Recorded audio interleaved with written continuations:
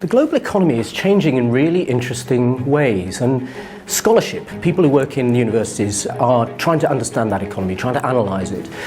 in a variety of different disciplines, in political economy, in law, in geography and other areas. And if we're going to do anything about the global economy and about the economy we have in the UK, in the sense of make it fairer for people who work in it, make it more sustainable environmentally, make it more financially stable, then we need people who are in the business of making policy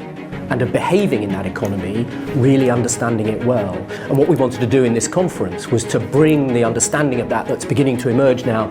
in universities, in the academy, to a wider audience of people who work in policy, in politics, in business, trade unions, in civil society and in the media. That's where an organisation like SPERI, in a way, acts as a kind of intermediary,